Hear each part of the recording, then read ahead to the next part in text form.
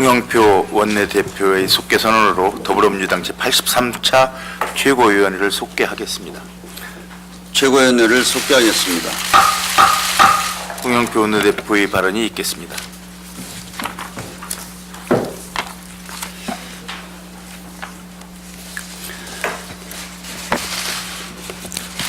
최근 자유한국당은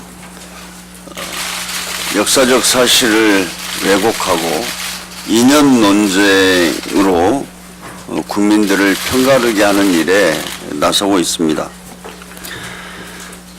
지난 주말 재보궐선거 지원을 위해 통영과 고성 그리고 창원을 다녀왔습니다.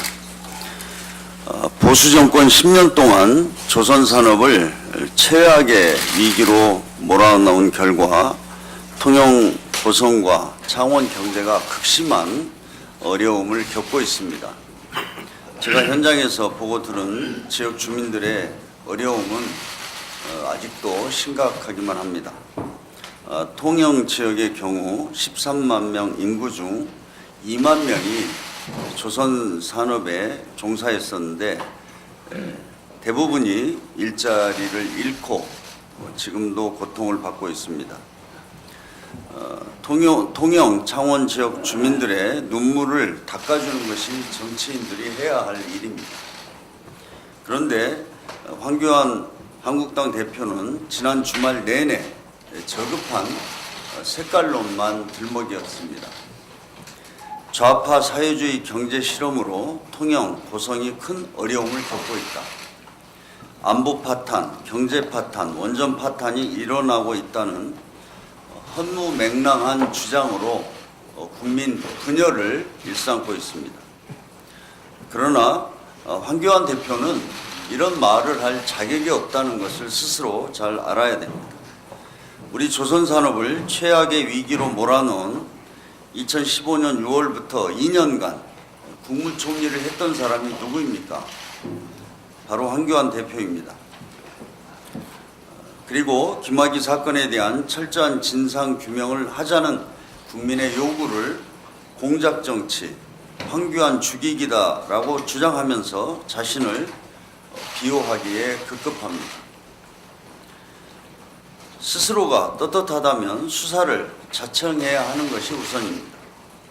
제1야당의 대표가 국민을 위한 정책이나 비전은 제시하지 않은 채 저급한 색깔론과 이념 문제만을 거론하는 모습이 안타깝습니다.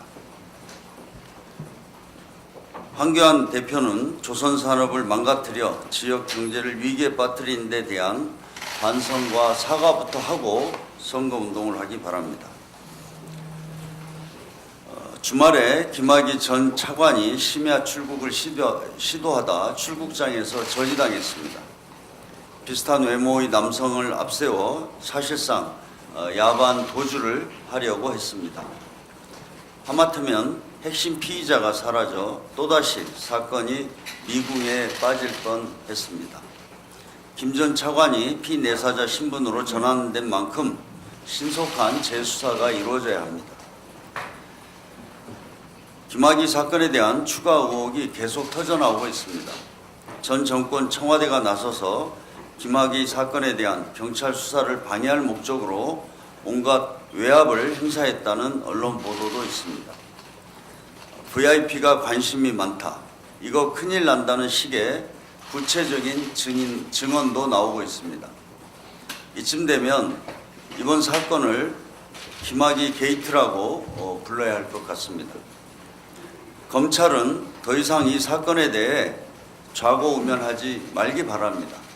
검찰의 눈치 보기, 좌고우면이 6년째 이 거대한 권력형 범죄를 은폐해 왔다는 것을 검찰 스스로 분명히 인식해야 합니다. 2013년 발생한 권력형 범죄를 어떠한 성역도 없이 사건의 진실을 낱낱이 파헤쳐야 합니다. 한국당도 공작정치니 표적수사니 하면서 본질을 호도하지 말기 바랍니다. 국민의 법 상식적 법 상식으로 이해할 수 없는 이번 사건을 그냥 덮고 넘어가자는 것이 한국당의 본심인지 묻고 싶습니다. 그런 식의 주장은 국민의 공분만 살 것이라는 점을 분명히 밝힙니다. 우리 민주당은 김학의 사건과 관련해 진상규명과 책임자 처벌을 위해 당내 특위를 조속히 구성하도록 하겠습니다. 다시 한번 말씀드리지만 검찰은 지난 6년간 이 사건을 은폐 축소해온 주체가 누구인지 그리고 누가 지시했는지에 대해서 분명히 밝히고 법과 정의의 이름으로 심판할 수 있도록 해야 합니다. 지금 야 3당과 자유한국당을 제외한 야 3당과 합의했던 선거법과 개혁 입법에 대한 패스트트랙에 대한 논의가 진전이 되고 있지 않습니다. 선거법은 사실상 합의를 도출했습니다마는 바른미래당에서 공수처법과 검경수사권 조정 관련 법안들에 대한 논의를 요구해 왔기 때문에 아직 최종적인 합의에 이르지 못하고 있습니다. 더 이상 패스트트랙을 지연시킬 수는 없습니다. 그렇기 때문에 나머지 쟁점들에 대해서 바른미래당과 또 나머지 야당과 빠른 시일 내에 합의를 도출하도록 최선을 다하겠습니다. 특히 공수처법과 검경수사권 조정에 대해서 바른미래당이 주장하고 있는 것들을 좀 최대한 반영해서 합의를 도출할 수 있도록 최선을 다하겠습니다. 이상입니다. 예, 박광원 최고위원의 발언이 있겠습니다. 네, 야당 원내대표가 반민특위가 국민 분열을 초래했다. 야당 원내대표가 반민특위가 국민 분열을 초래했다는 발언으로 역사인식의 부재, 또 친일사관의 인식, 이런 국민적 비판에 직면했습니다. 특히 독립운동 기관 단체들이 정말로 있을 수 없는 망발이다 하면서 강력히 비판을 하자 반민특위가 아니라 반문특위를 비판한 것이다 이렇게 또 얘기를 했는데 이것은 저는 글쎄요 야당 대표가 이렇게 이건 사실 말장난인데요. 처음 발언 반민특위가 국민 분열시켰다는 것은 역사를 조롱한 것이고 나중 반문특위를 비판한 것이다. 이것은 저는 국민을 조롱하는 것이다. 이렇게 말씀드립니다. 분명하게 잘못에 대해서는 시인하고 사과하는 자세를 갖기를 원합니다. 김학의 전 차관 우리 홍 대표님께서 말씀하셨습니다만 이 문제가 매우 국민들이 정확하게 진상을 밝혀서 책임질 사람이 있으면 책임지게 하라는 것이 국민들의 뜻이기 때문에 말씀을 더 드리겠습니다. 당시 경찰 수사팀이었던 경찰청 수사국장, 수사기획관, 특수수사과장, 범죄정보과장 등이 전부 교체가 됐다는 것은 정권 차원의 수사 방해 책동이다 하는 걸 반증하는 것입니다.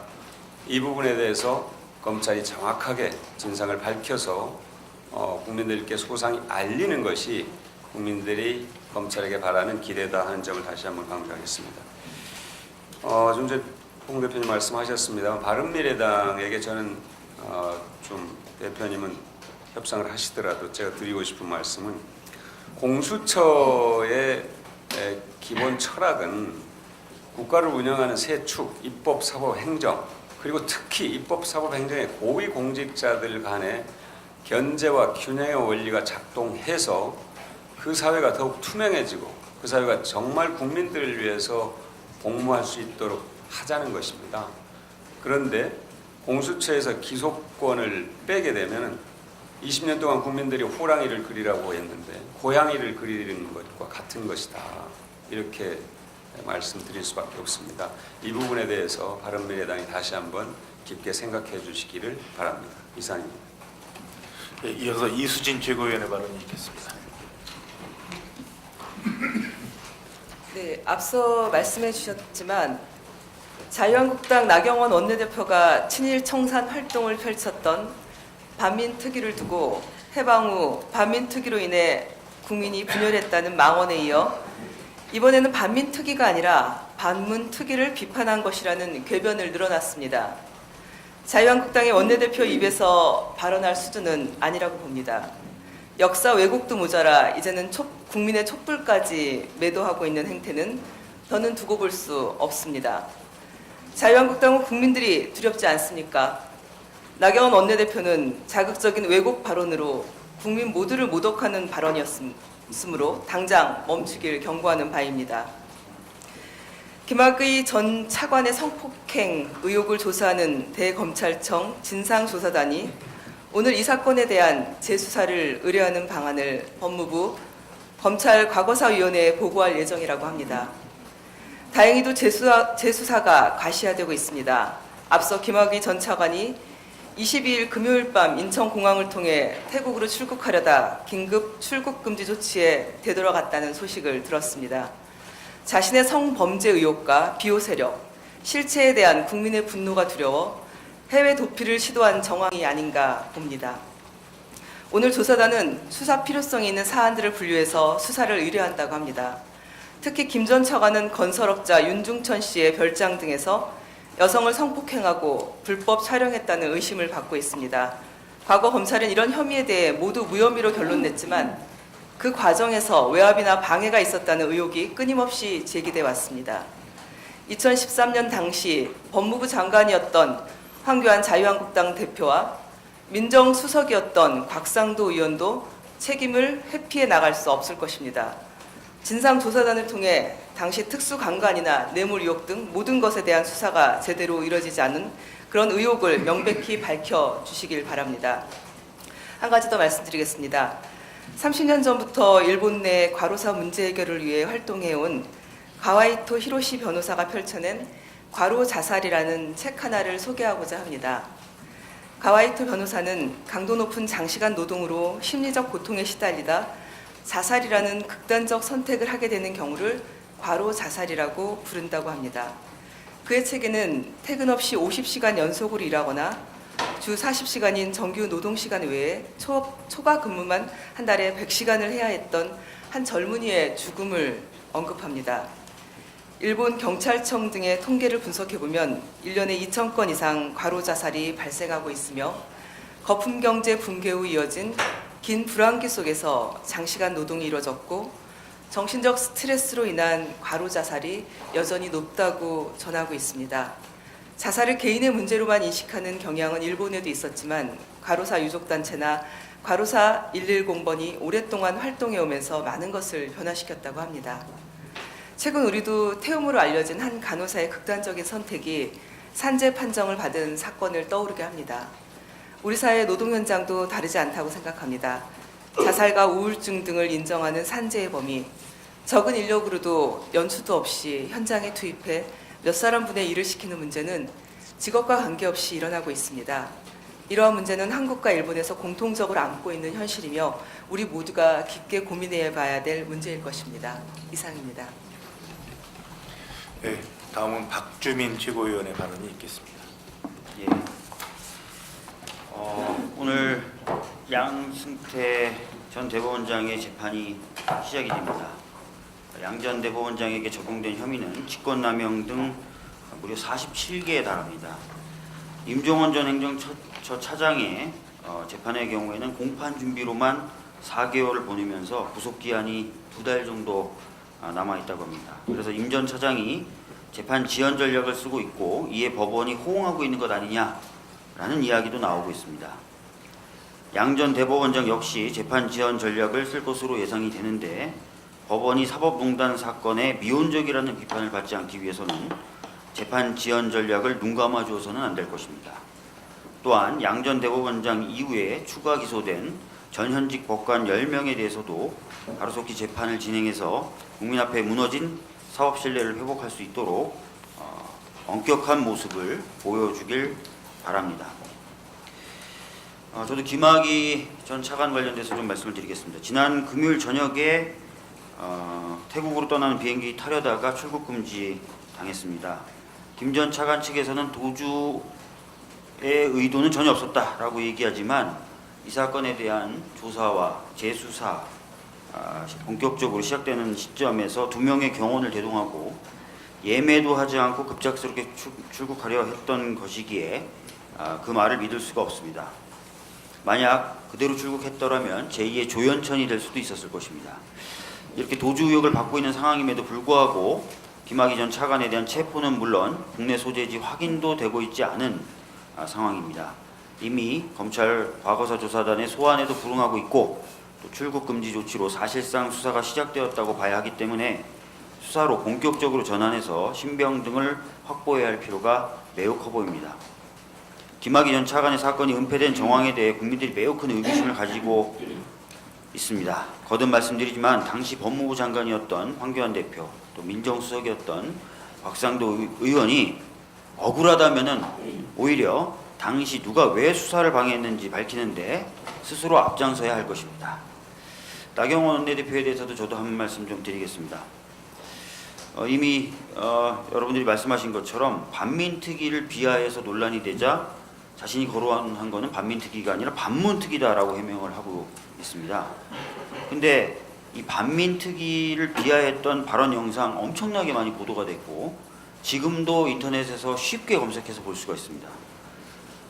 그래서 모든 국민들이 그 당시 발언의 내용을 잘 알고 있음에도 불구하고 이런 말도 안 되는 해명을 한다는 것 자체가 어처구니가 없습니다. 국민을 기만해도 정도가 있는 것입니다. 국민들께 제대로 된 사과를 하는 것이 그렇게 어렵습니까? 지난주에 제가 나경원 원내대표에게 아무 말 대잔치를 그만두라고 했는데 제 충고는 전혀 닿지 않고 있나 봅니다.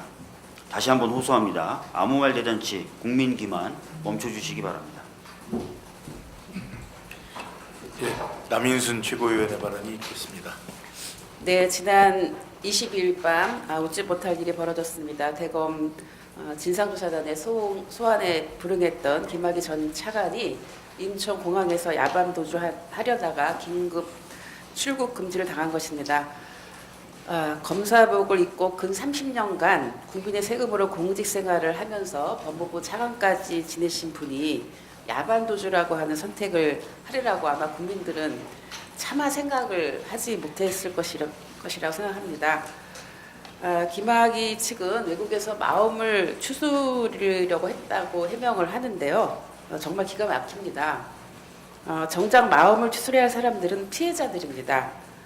지금까지 우리 사회가 성접대라고 하는 이름으로 자행된 여성들에 대한 폭력과 착취를 어쩌면 외면해 왔을 수 있습니다. 그리고 이를 축소하고 은폐해왔던 권력 집단의 추악하고 조직화된 행동으로 수많은 피해 여성들은 두려움과 분노, 고통 속에 살아왔습니다. 여성을 성적으로 도구화하면서 저질러 왔던 온갖 불법적인 적폐인 성폭력, 성매수, 성접대라는 그런 관행은 이제 법의 심판을 받아야 합니다. 최근 언론을 통해서 박근혜 정권 청와대가 김학의 사건과 관련해서 외압을 행사했다는 의혹이 계속 드러나고 있습니다. 더 이상 시간을 끌 수 없습니다. 출국 시도에서 드러났듯이 도주와 증거 인멸의 우려가 커진 만큼 사법당국은 빨리 김학의 전 차관의 신변을 확보해서 재수사 또는 특임 검사 등 할 수 있는 모든 조치를 취하시길 바랍니다. 김학의 전 차관은 국민과 피해자 앞에 지금이라도 무릎 꿇고 사죄하고 죄값을 달게 받길 다시 한번 충고합니다. 이상입니다. 다음은 이형석 최고위원의 발언이 있겠습니다. 네, 이영석입니다. 다른 최고위원님들도 말씀을 많이 하셨습니다만 최근에 자유한국당의 황교안 대표 그리고 나경원 원내대표의 발언, 행동들을 볼 때 참 답답합니다. 듣고 싶은 이야기만 듣고 하고 싶은 행동만 하는 아주 단순한 편리한 뇌구조를 가지고 있지 않은가 하는 생각을 갖습니다. 김학의 장자연 사건은 국민의 70%가 진실을 요구하고 있습니다. 이러한 사건에 대해서도 자신을 죽이기 위한 이런 수사다, 재수사다 이런 궤변을 들어놓는가 하면 자신의 원내대표 발언할 때는 이야기를 들어달라고 그렇게 호소하더니 정작 나경원 원내대표는 윤소아 정의당 원내대표 발언 때는 뒤도 돌아보지 않고 나가버리는 그런 행태를 보였습니다.